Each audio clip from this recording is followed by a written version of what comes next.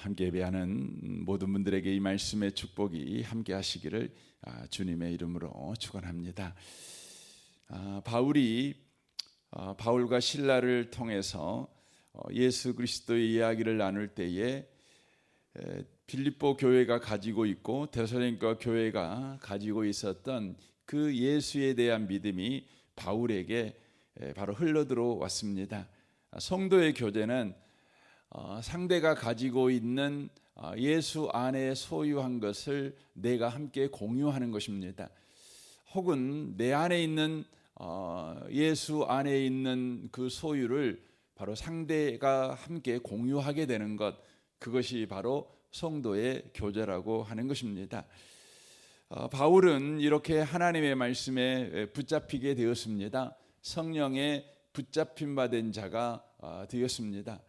놀라운 변화입니다. 하나님은 오늘도 저와 여러분이 이렇게 변화된 삶을 지속해서 살아가기를 원하십니다. 이를 위해서 저와 여러분이 성도의 교제를 귀하게 여기는, 또 성도의 교제를 늘 여러분의 삶 속에서 실제 실천하는 그런 신앙생활이 반드시 저와 여러분에게 필요합니다. 잠언에 보면은 성도의 교제의 중요성을 이렇게 표현합니다. 무딘 철이 바로 날카롭게 된다는 거죠. 그러니까 무딘 철이 서로 이렇게 부딪히면 칼이 된다는 것입니다. 여러분, 무딘 철은 그냥 쇠토막이죠. 쇠토막은 날카롭고 예리한 정교한 일에 쓸 수가 없습니다. 그런데 이 둘이 서로 막 부딪히면 서로 갈아져서 나중에 칼이 된다는 것입니다. 음식을 만들 때 칼이 얼마나 유용합니까? 혹은 우리가 전쟁터에 나갔을 때 또 칼이 얼마나 중요합니까? 또 수술을 할 때에 칼이 또 얼마나 중요합니까? 칼은 다양한 용도로 쓰여집니다. 굉장히 중요한 역할을 하는 것을 보게 되어집니다. 그런데 어떻게 그것이 된다고요? 무딘 칼이 서로 부딪힐 때, 여기서 무딘 칼이라고 하는 것은 성도를 이야기를 하고 있는 것입니다. 성도가 예배 가운데 와서 은혜를 받습니다. 그런데 그 은혜는 아직까지는 무딘 철과 같다는 것이죠.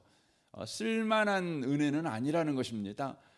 우리의 일상생활에서 실존용으로, 무기로, 혹은 음식을 만드는 일에, 혹은 남을 치료하는 일에 그렇게 쓸 수 있는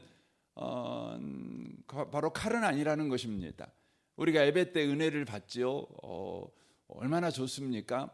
근데 그 은혜는 아직 쓸만한 은혜는 아니라는 것입니다. 그런데 그 받은 은혜를 성도들과 서로 나눕니다.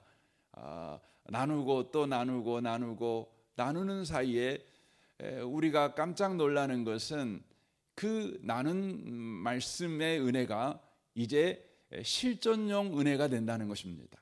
무기 같은 은혜가 된다는 것입니다. 여러분의 가정생활과 직장생활, 또 여러분의 삶의 여러 문제 앞에서, 혹은 여러분의 관계 속에서 실제적으로 쓰여지는 그런 무기가 된다는 것이죠.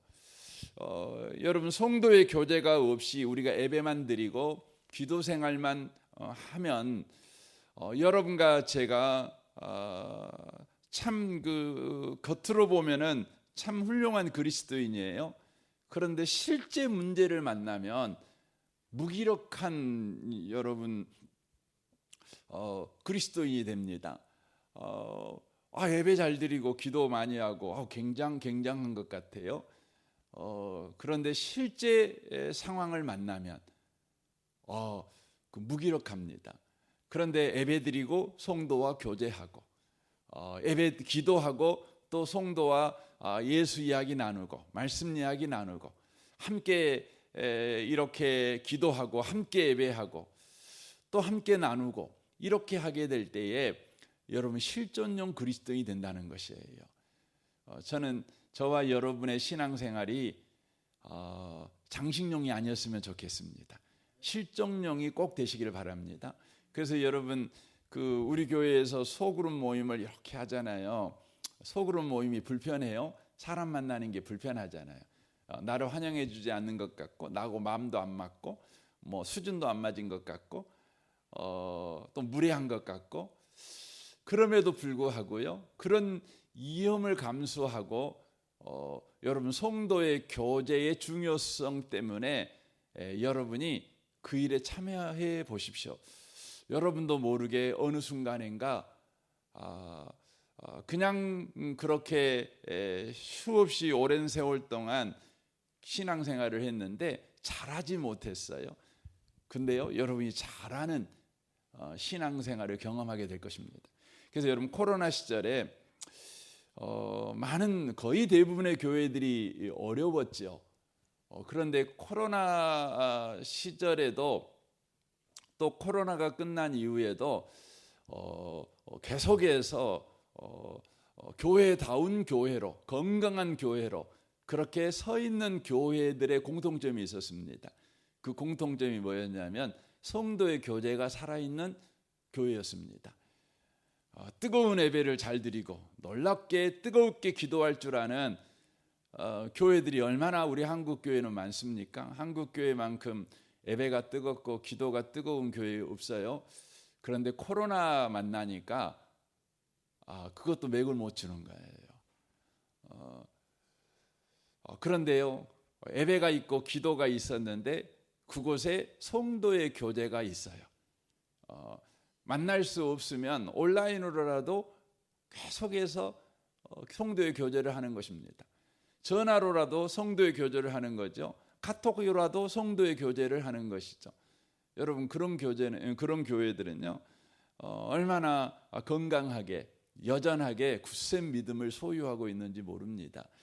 여러분의 삶에도 항상 여러분 성도의 교제가 살아있는 그런 복이 꼭 있으셨으면 좋겠습니다. 저도 목사로서 이렇게 하나님을 믿는 신앙생활을 하고 있으니까 여러분이 보기에는 훨씬 더 좋은 조건에서 신앙생활하고 있다고 생각이 드실 것입니다. 늘 예배를 인도하고 또 말씀 보고 또 누구보다도 더 많은 성경에 관련된 책을 보고 또 성경 말씀 묵상하고 이러니까 뭐 굉장히 유리하지 않겠습니까?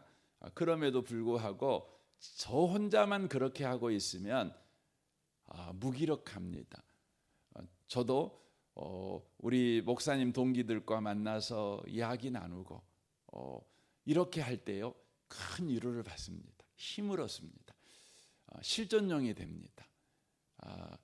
여러분 꼭 그렇게 여러분 해가시는 은혜가 있었으면 좋겠습니다. 바울이 변화되었어요. 그럼에도 불구하고 세상은 변화되지 않았다는 거죠. 바울을 대적하고 비방했다고 하는 것입니다. 바울이 예를 쓰지만 쉽지가 않았어요. 그럼에도 불구하고 바울은 포기하지 않고 이제 유대인 해당에서 복음을 전하는 것을 그만두고 이방인의 집 유스도라고 하는 집에 들어가서 이제 복음을 전하게 됩니다. 그때 놀라운 일이 일어나죠. 해당장 그리스보가 바로 예수를 믿는 일이 바로 일어나게 됩니다. 이 일로 인하여서 많은 이방인들도 또 예수 믿게 되는 것이죠. 바울이 얼마나 기뻤겠습니까? 이제 됐어. 이제 고린도는 이제 유대인들이 다 예수 믿는 일이 일어날 거야. 이런 기대가 바울에게 바로 일어났을 것입니다. 바울은 변화되었고 고린도 지역에 많은 사람이 예수 믿고 더더욱이나 유대교의 해당장이라면 유대인들 가운데서 가장 파워가 있는 자리가 아니겠어요? 그 사람이 예수를 믿었으니까 이제 굉장한 일이 일어나겠구나 이렇게 기대를 했습니다. 하지만 기대와 다르게 유대인들은 더 바로 폭력적으로 바울을 방해하고 비방하고 대적했습니다. 그 강도가 너무 심했죠. 너무 강했습니다. 도저히 고린도 지역에 더 이상 머물 수 없다, 떠나자, 이런 생각을 할 지경이었습니다. 바울의 심리 상태가 너무너무나 바로 어두운 밤과 같은 그런 상태가 되어버린 것이죠. 그래서 9절에 그렇게 되어 있습니다. 밤에라고 되어 있죠. 바울의 심리 상태를 바로 보여주고 있는 것입니다. 그런데 그 상황에서 하나님이 하신 일이 뭐냐면 바울에게 찾아오셔서 말씀하십니다. 9절을 보십시오. 밤에 주께서 환상 가운데 바울에게 말씀하시되 두려워하지 말며 침묵하지 말고 말하라, 그렇게 말씀합니다. 두려워서 고린도에 떠날 생각하지 말고 내가 너에게 맡겨진 사명을 이 고린도에서 다해라, 그렇게 말합니다. 그 이유는 내가 너와 함께 할 것이기 때문에 그래, 이렇게 말합니다. 내가 너와 함께 할 거야. 내가 너와 함께 하면 두 가지 일이 너에게 일어날 거야. 너를 해할 자가 없을 거야. 너를 통해서 구원받는 자가 생기게 될 거야. 그러니까 떠나지 마, 이렇게 말하고 있는 것이죠. 놀랍죠. 그러자 바울 사도가 이 말씀 때문에 1년 6개월을 고린도에 머물면서 하나님의 말씀을 이제 가르치게 되었다, 이렇게 성경이 증언하고 있는 것입니다. 성도의 삶에서 성도의 삶을 지속해 가게 하는 은혜가 뭐냐면 하나님의 말씀을 듣는 거라는 것이죠. 그러니까 우리가 그리스도인으로서 이렇게 살아갑니다. 살아갈 때에 계속해서 우리에게 주어진 역할을 우리가 계속해 갈 수 있는 그 힘, 그것은 우리가 하나님의 말씀을 듣는 삶을 바로 살아갈 때에 바로 가능하다, 이렇게 오늘 성경이 우리에게 가르쳐 주고 있다고 하는 것이죠. 저와 여러분의 삶에 항상 하나님의 말씀을 듣는 그런 삶을 저와 여러분이 늘 구하셨으면 좋겠습니다. 그때 우리는 이제 이런 생각을 하게 되죠. 9절에 보면 밤에 주께서 환상 가운데 바울에게 말씀하셨다. 그러니까 만약에 우리에게도 하나님께서 말씀을 해주신다면 우리도 바울처럼 아무리 힘들고 어려워도 우리가 굳세게 우리의 역할을 우리도 할 수 있을 것 같습니다. 우리에게도 바울처럼 하나님의 음성을 들려주세요, 이렇게 우리가 요구할 수 있습니다. 어느 목사님이 이제 강주에서 그 당시에 가장 큰 교회 담임 목사님이셨는데 그 성경을 보니까 하나님의 음성을 들은 수많은 그리스도인들이 성경에 등장하고 있는 거죠. 그래서 하나님에게 하나님 저도 음성 듣고 싶어요 하고 구했다는 거 아닙니까? 이분은 그 신학 박사셔요. 이제 그럼에도 불구하고 그 우리한테는 늘 그런 그 소원이 있죠. 하나님이 그냥 음성 들려줬으면 좋겠다. 근데 세상에는 나 하나님 음성 들었어, 이렇게 말하는 사람들이 의외로 많습니다. 여러분, 하나님의 음성을 들었다는 사람은요 100% 이단입니다. 100% 사입입니다. 하나님은 이 성경의 말씀을 이제 완성하시고 이 성경의 계시를 완성하신 이후에는 우리 하나님이 말씀하시는 방식은 음성으로 말씀하지 않으십니다. 그래서 음성을 통해 하나님의 말씀을 듣기를 원하는 건 여러분 누구나 다, 인간이라면 누구나 다, 특별히 그리스도인이라면 누구나 다 기대할 수 있어요. 소원할 수 있어요. 그것까지 나쁜 건 아니에요. 하지만 저와 여러분이 그런 기대를 가지고 신앙생활을 하고 있지만 이제 성경적인 신앙생활로 그때그때마다 우리를 돌이켜야 돼요. 마귀는 오늘도요 우리가 어떤 소원을 가지고 있는지 잘 알아요. 우리가 하나님의 음성을 통해서 하나님의 말씀을 듣기를 원한다는 것을 알아요. 그래서 마귀가요, 오늘도 저와 여러분을 넘어뜨리는 가장 쉬운 방법이 뭐냐면 음성을 들려주는 거예요. 예. 그래서 여러분 귀신 들린 사람들에게 나타나는 가장 큰 특징 중에 하나가 뭐냐면 귀신이 음성을 들려줘요. 음성을 들려주는 거예요. 여러분 건강한 사람들은요 음성을 듣지 않아요.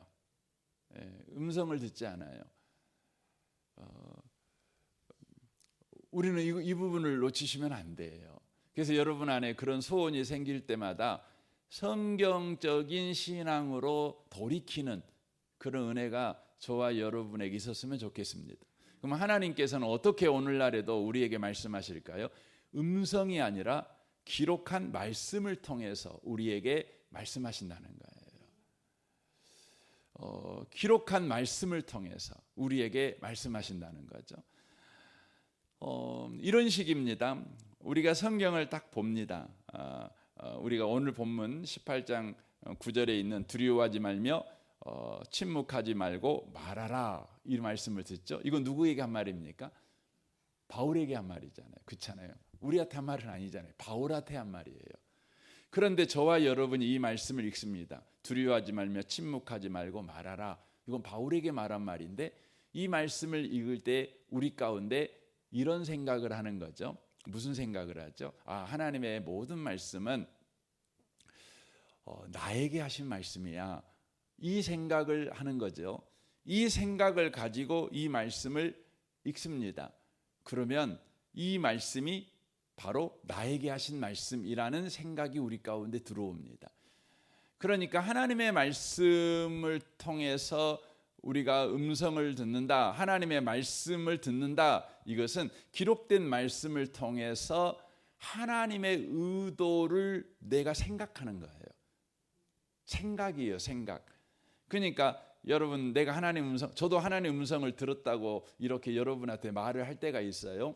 그때 여러분이 바르게 그것을 분별해야 되는 건 뭐냐면, 목사님이 하나님의 말씀을 통해서 생각이 났구나, 이렇게 여러분이 이해하시면 좋아요.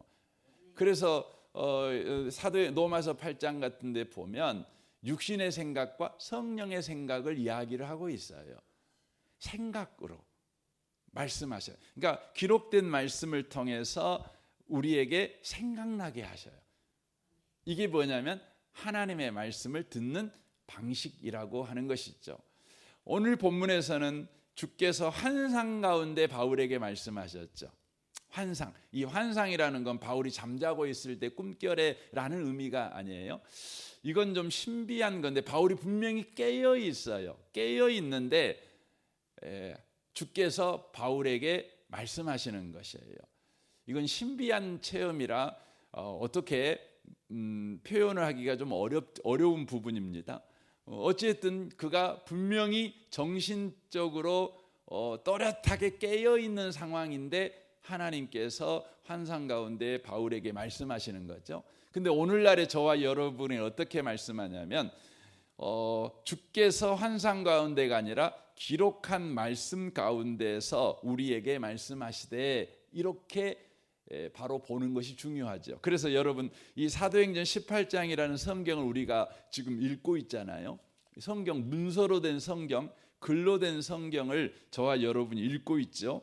여러분 읽는데 바울에게는 환상 가운데 말씀하시지만 우리는 사도행전 18장 9절 말씀을 읽고 있는데 바로 두려워하지 말며 침묵하지 말고 말하라 라는 하나님 음성을 듣는 거예요. 그렇죠.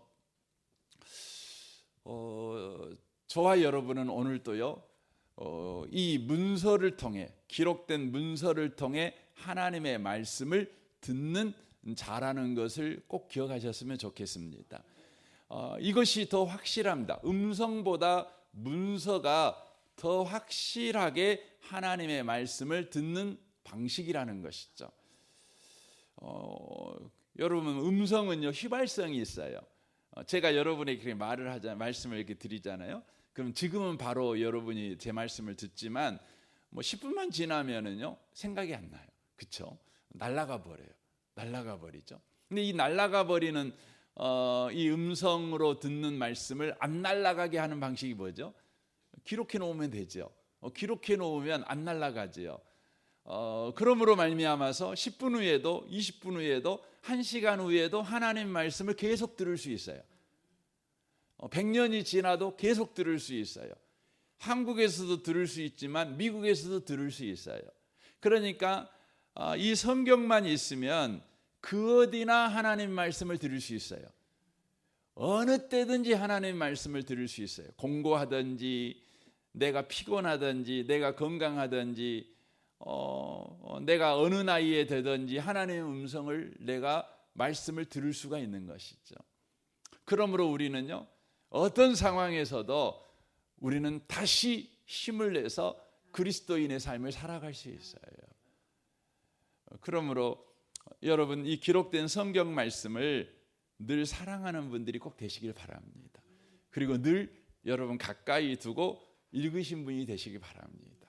이렇게 성경이 두꺼워서 이렇게 들고 다녀도 좋겠죠. 들고 다니면 좋겠지만 여러분 그 쪽복음이라고 그러잖아요. 성경 하나씩 저희 뒤에 보면은 저희도 매달 저희가 이렇게 성경 한 권씩 이렇게 줍니다. 뭐 노마서 하나, 뭐 빌립보서 한 권 이렇게 돼 있어요. 그러니까 여러분 뒤에 보시면 여러분 한 권씩 빼가지고 가셔가지고 그거 이렇게 들고 가면서 읽으시면 참 좋겠다. 이런 생각이 많이 듭니다. 이게 하나님의 음성을 듣는 거죠. 그러니까 성경을 공부하는 것보다 더 놀라운 것은 하나님의 음성을 듣는 거예요. 그러니까 여러분이 이제 아버지에 대해서 배우는 것보다 더 중요한 게 뭐죠? 하나님 아버지 말씀을 듣는 거잖아요. 아버지 말씀을 듣는 거죠. 여러분이 하나님에 대하여 배우는 것보다 더 중요한 건 하나님의 말씀을 늘 듣는 거예요. 오늘도 여러분 기록된 말씀을 펴서 하나님의 음성을 들으시는, 말씀을 들으시는 그런 복 있는 하루를 살아가시는 모든 분들이 되시기를 주님의 이름으로 축원합니다. 아멘. 우리 같이 기도하겠습니다.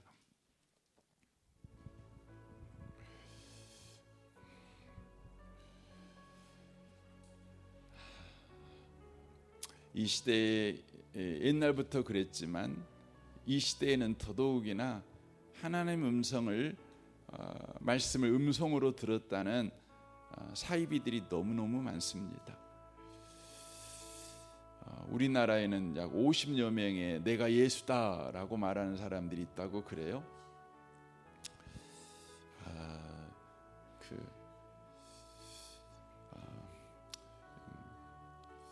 여러분과 제가 이런 시대에서 하나님의 말씀을 듣는 법을 잘 분별해서 늘 기록된 말씀을 통해서 하나님의 말씀을 듣는 그런 복 있는 삶을 살아가는 분별력을 갖도록 여러분들 깨어 있는 신앙이 되도록 그렇게 여러분 이 아침에 특별히 구하시면 좋겠습니다.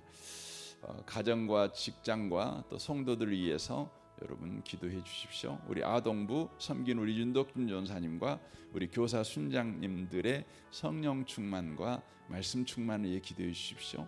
아이들 한 명 한 명이 하나님의 은혜 안에서 하나님의 말씀이 들려지게 하시고 믿어지게 하시고 그 말씀을 쫓아 살아갈 줄 아는 아이들이 되도록 기도해 주십시오. 우리 영복마을 마을장되는 장로님과 순장 순원을 위해 기도해 주시고 이 나라 이 민족과 북한과 열방을 위해 기도해 주십시오.